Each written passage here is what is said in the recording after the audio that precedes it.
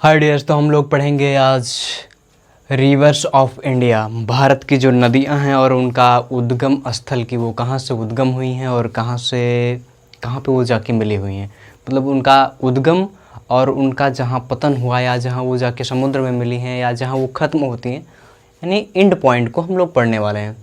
तो कुछ पहले फीचर्स देख लेते हैं कि हमारा ये है इंडिया, ये आपका हो गया नेपाल, ठीक है। ये हो गया भूटान, ठीक है। आपका इधर आ गया पाकिस्तान, इधर आपका आ जाएगा श्रीलंका, इधर आपका बांग्लादेश है, ये बांग्लादेश हो गया। आपका बे ऑफ बंगाल ये है, बंगाल की खाड़ी। ये आपका हो गया अरब सागर, ऊपर हिमालय आ जाएगा। इधर आपका तिब्बत है, उधर चाइना हो जाएगा लास्ट, और इधर म्यांमार आ जाएगा, ठीक है। तो हम लोग यहाँ से अपना शुरू करते हैं। तो हम लोग पहले पढ़ते हैं नदियों के बारे में। तो नदियाँ, हम भारत की नदियों को दो भागों में डिवाइड करके पढ़ते हैं। जैसे कि पहला, जो हिमालय से जो भी नदियाँ निकल के आई हैं उनको हम लोग कहते हैं कि हिमालयन रिवर्स। जो हिमालय से होकर के आई हैं उनको हम लोग कहते हैं हिमालयन रिवर। और जो नीचे हैं भारत के दक्षिणी छोर पे जो भी नदियां हैं उनको प्रायद्वीपीय नदी हम लोग कहते हैं या प्रायद्वीपीय रिवर हम लोग कहते हैं, ठीक है। तो हम लोग पहले पढ़ते हैं जो है हिमालयन रिवर के बारे में, और वो कुछ फिजिकल्स जो हैं फिजिकल के बारे में जान लेते हैं कि वहाँ का जो फिजिकल स्ट्रक्चर क्या है, ठीक है। तो हम लोग सबसे ऊपर से टॉप से शुरुआत करते हैं। आप लोग ध्यान से देखिएगा। हिंदू कुश, ये देखिए यहाँ, ये इस पॉइंट से लेकर इस पॉइंट तक अगर देखा जाए तो ये हिंदू कुश और कुनलुन का जो क्षेत्र है वो लगता है, ठीक है। वो हमारे जस्ट कश्मीर के ऊपर है, ठीक है। अब यहाँ से हम लोग थोड़ा सा नीचे आते हैं। आपका यहाँ काराकोरम दर्रा पड़ेगा, काराकोरम पास, ठीक है। आपका यहाँ शेषनाग झील पड़ेगा, शेषनाग झील। ये जो शेषनाग झील के आसपास से जो भी नदियाँ हैं वो पाकिस्तान में बहती हैं जा करके, मतलब अपने कश्मीर से होते हुए पाकिस्तान में निकल जाती हैं, ठीक है। आपका मानसरोवर यहाँ पे है, ये मानसरोवर आपका है। आपका ये कैलाश रेंज है, ठीक है। ये जो आपको मैं हाईलाइट करके दिखा रहा हूँ ये कैलाश रेंज है, ठीक है। प्लस गंगोत्री यमुनोत्री आपका मिल गया। ये आपका इधर का जो एरिया है वो तिब्बत का एरिया है, ठीक है। अब हम लोग आते हैं पहले जो हम लोग पढ़ते हैं इंडस रिवर के बारे में, जिसको कहते हैं सिंधु नदी, ठीक है। जो सिंधु नदी है वो अगर देखा जाए तो आपका यहाँ शेषनाग झील से होकर के निकलता रहता है या मानसरोवर से होकर जाता है, मानसरोवर। और इधर जो है गिरिघाट हैं, गिरिघाट की पहाड़ियाँ देखिए, आपको मैप में दिख रहा होगा। गिरिघाट की पहाड़ियाँ इसी बीच में जो थोड़ा पास होता है, इसी से मानसरोवर से निकल करके इंडस रिवर जो है ये सीधा आई है पाकिस्तान में, ठीक है। और पाकिस्तान से होते हुए बे ऑफ बंगाल में ये मिल गई है। दूसरे को देख लेते हैं। दूसरे नंबर पे आपका झेलम है, जो झेलम नदी है वो शेषनाग झील से कश्मीर, अपने जो अपना कश्मीर है वहाँ से शेषनाग झील से होके आई है, ठीक है। आप देख लीजिए कि रावी ये भी अपने कश्मीर या मानसरोवर के आसपास, मतलब इनका उद्गम स्थल जो है मानसरोवर के भी आसपास है। रावी सतलज ब्यास, यहाँ देखिए आपका ब्यास यहाँ मिल जाता है। ये सब जो नदियां हैं जा करके कहीं ना कहीं ये इंडस रिवर से मिल करके सारा का सारा जो पानी बच जाता है, जो पाकिस्तान उपयोग नहीं कर पाता, वो सब का सब जा करके बे ऑफ बंगाल अरब सागर में जाके गिर जाता है, ठीक है। अब आते हैं, लगभग इतने का काम समाप्त हो गया। आप देखिए इंडस रिवर आपका मानसरोवर से निकल के पाकिस्तान में गया है, झेलम शेषनाग झील से होते हुए पाकिस्तान में गया है, रोहतांग दर्रे के पास, जो रोहतांग दर्रा आप लोग पढ़ते हैं वहीं के आसपास से रावी भी निकला हुआ है, सतलज भी वहीं आसपास से निकला हुआ है, ब्यास भी मानसरोवर के ही आसपास से निकला हुआ है, ठीक है। अब हम आते हैं मानसरोवर के आसपास, हम लोग पढ़ रहे हैं मानसरोवर के आसपास से यहाँ सांगपो एक नदी निकलती है, जो कि ये तिब्बत में इसको सांगपो कहा जाता है। ये तिब्बत से जाकर अरुणाचल प्रदेश में आती है और यहाँ पे ब्रह्मपुत्रा नदी हमारे इंडिया में जैसे घुसती है, इसका नाम बदलकर ब्रह्मपुत्र नदी हो जाती है, ठीक है। तो ब्रह्मपुत्र नदी बन करके ये सीधा इंडिया से होते हुए बांग्लादेश में इसका नाम पद्मा हो जाता है, ठीक है। बांग्लादेश में नहीं तो ये गंगा का नाम पद्मा है। ये दोनों आकर के एक ही जगह पे मिल जाते हैं, ठीक है। अब आते हैं, अब अरुणाचल प्रदेश को हम लोग पढ़ रहे हैं तो यहाँ का कुछ जो जियोग्राफी है या टोपोग्राफी है उसको हम लोग पढ़ लेते हैं, ठीक है। यहाँ पे एक जो है पहाड़ टाइप का कुछ पड़ता है, हाँ, एक प्रकार का अगर देखा जाए तो कुछ चोटियाँ पड़ती हैं जिसको गारो खासी कहा जाता है। एक कुछ चोटियाँ यहाँ पे भी हैं लेकिन इसका नाम मुझे नहीं पता है, नेक्स्ट बार उसको हम पढ़ा देंगे, या फिर अगर कोई जानता हो इसके बारे में, देखिए यहाँ डैश दिख रहा है, अगर कोई जानता हो इसके बारे में तो कमेंट करके बता सकता है, थोड़ा मुझे भी जानकारी हो जाएगी, ठीक है। अब हम लोग आते हैं गंगा के बारे में।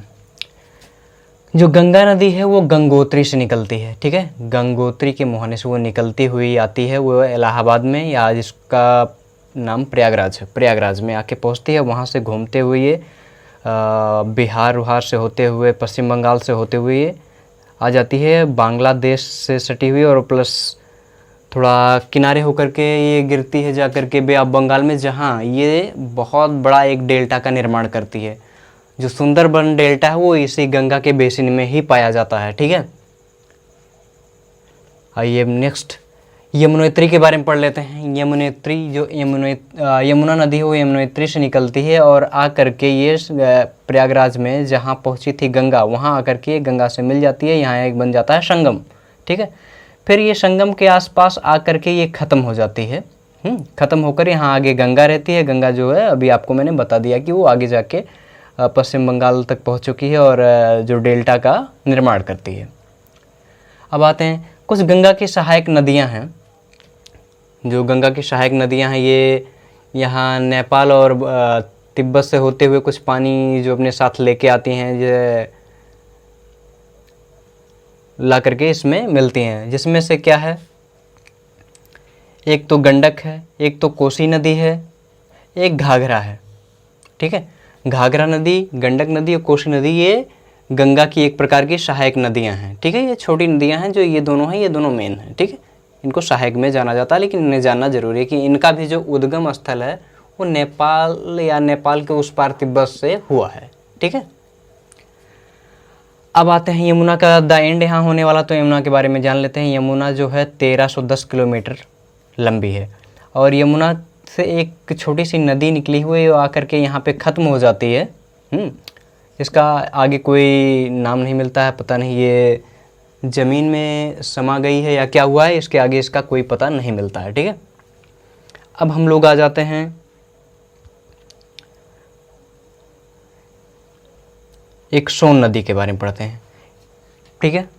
सोन नदी जो निकलती है वो सतपुड़ा की पहाड़ियों से निकलती है। सोन नदी जो भी निकलती है वो सतपुड़ा की पहाड़ियों से टोटल कितने रिवर निकलते हैं, तो टोटल 3 रिवर्स निकलते हैं, ठीक है।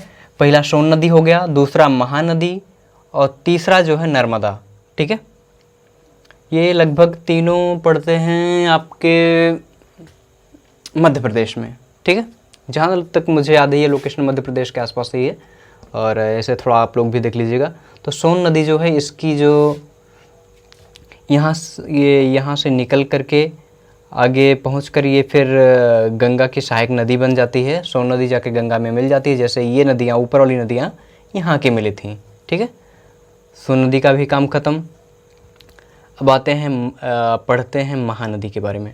महानदी भी सतपुड़ा की पहाड़ियों से निकलती हुई है और ये आकर के आपका बे ऑफ बंगाल, हाँ, बंगाल की खाड़ी में मिलती है। और महानदी के ऊपर एक बांध बना हुआ है जो बहुत बड़ा बांध है, अगर देखा जाए तो इंडिया का लार्जेस्ट बांध भी है, ऐसी बात नहीं। एक आपको ऊपर एक बांध मिल जाता है और एक यहाँ बांध मिलता है, तो इसका हीराकुंड बांध नाम है। हाँ, ये लगभग भारत का सबसे बड़ा डैम है, ठीक है। अब आते हैं हम लोग सतपुड़ा की जो तीसरी नदी है उसके बारे में। तीसरी जो है नर्मदा। नर्मदा जो है इसकी एक खासियत ये है कि पूरब से ये पश्चिम की तरफ बहती है। देखिए एरो का निशान लगा हुआ है, आप एरो के निशान से देख सकते हैं। नर्मदा जो है पूरब से पश्चिम की तरफ बढ़ती है और ये अरब सागर में जाके मिलती है, ठीक है। कुछ और नदियां हैं लेकिन उसके साथ साथ कुछ और फिजिकल जो टोपोग्राफी है उसको देख लिया जाता है। देखिए यहाँ ये थोड़ा सा मैप मेरा यहाँ पे पूरा दर्शा नहीं पाए हैं, इस वजह से थोड़ा इसका सूटेबल होने में थोड़ा सा गड़बड़ हो गया है। वैसे मैं मैप बहुत बढ़िया बनाता हूँ, कोई दिक्कत नहीं है, लेकिन यहाँ थोड़ा सा ज़्यादा बड़े बोर्ड पे बनाने की वजह से थोड़ा सी दिक्कत आ गई है। ये थोड़ा सा जो है कर्व है हल्का सा इस तरफ, इस वजह से ये बना नहीं मिला है। ये देखिए आपका विंध्याचल रेंज है, ठीक है, ये आपका विंध्याचल रेंज है, विंध्याचल की ये पहाड़ियाँ हैं। ये देखिए अरावली रेंज है, अरावली रेंज, ये अरावली की पहाड़ियाँ हैं, ठीक है। इनको थोड़ा सा ध्यान दीजिएगा। अरावली की पहाड़ियाँ जो हैं, यहाँ से एक नदी निकलती है और ये जो कच्छ कर्ण जो गुजरात का एरिया है, यहाँ जा कर के द इंडीज़ का हो जाता है, ये भूमिगत हो जाती है। इसके बारे में यहाँ इसके आगे कोई पता नहीं मिलता है कि ये पानी कहाँ जाता है, लेकिन यहाँ से ये भूमिगत हो जाती है, ठीक है। अब हम लोग पढ़ लिए अरावली, पढ़ लिए विंध्याचल, पढ़ लिए सतपुड़ा की पहाड़ियों के बारे में पढ़ लिए। अब जो हम लोगों की बचती है यहाँ पे, ये दक्कन का पठार बचता है। दक्कन का पठार आप देख लीजिए। दक्कन का पठार जो है ये नर्मदा नदी और ताप्ती नदी के बीच में पड़ता है। इसका जो बढ़िया लोकेशन है आपको मैं बता रहा हूँ, नर्मदा नदी और ताप्ती नदी के बीचों बीच इसका लोकेशन है दक्कन का पठार, ठीक है।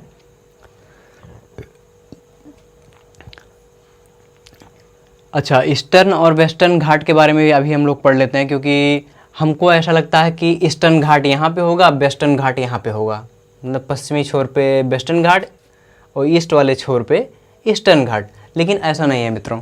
आप देखिए वेस्टर्न घाट यहाँ पे पड़ता है, ठीक है, लगभग ये साउथ में पड़ रहा है।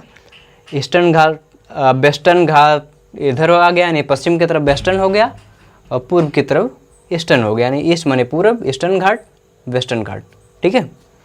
अब इसके बाद और देखते हैं।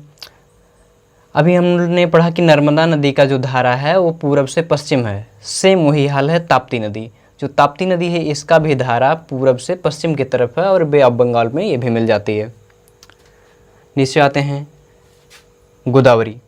जो गोदावरी है इसका जो धारा है इसका पश्चिम से पूर्व है और ये 1465 किलोमीटर लंबी है, ठीक है, 1465 किलोमीटर ये लंबी है। लास्ट नहीं है, ये कृष्णा नदी है।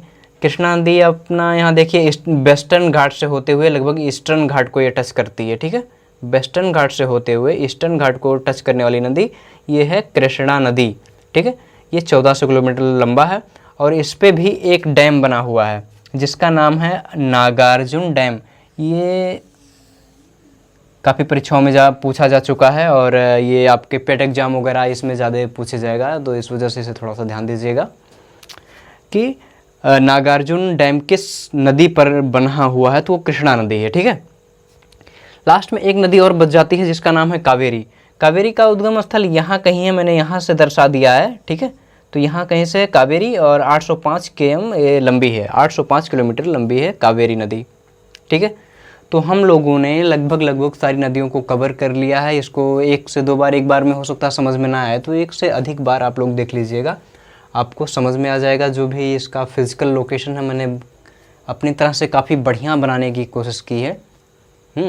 बाकी आप जो इधर के रेंज हैं जैसे गिरी घाट को आप ध्यान दे सकते हैं क्योंकि ये थोड़ा इम्पोर्टेंट है। काराकोरम दर्रा, इसके बारे में बहुत ज़्यादा पूछा जाता है आपका।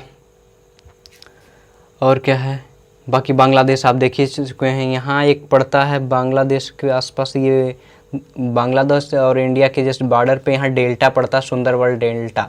इसके बारे में बहुत ज़्यादा पूछा जाता है, इसके बारे में अलग से पढ़ लिया जाएगा हम लोग, ठीक है। और बाकी क्या बचते हैं, बस ये जान लीजिए कि इसमें नदियों के बारे में हमको पढ़ना था। तो एक आपका हो गया हिमालयन रिवर और एक प्रायद्वीपीय रिवर, ठीक है।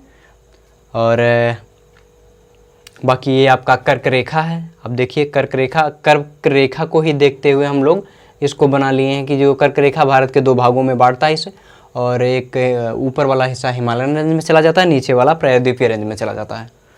तो हम लोगों का अगर देखा जाए तो ये चैप्टर ख़त्म हुआ और इसको आप लोग देख लीजिएगा और हमारे चैनल को आप सब्सक्राइब कर लीजिएगा क्योंकि हम पेट एग्जाम से रिलेटेड अब इस समय वीडियो लेके आ रहे हैं। तो इसमें बहुत ज़्यादा पॉइंट आउट नहीं कर मिला क्योंकि अब पूरा डेप्थ में था, इसमें कुछ स्टार्ट में बताने के लायक था नहीं, ठीक है। बाकी आपकी मर्ज़ी है, आप सब्सक्राइब करें तो और अच्छा है।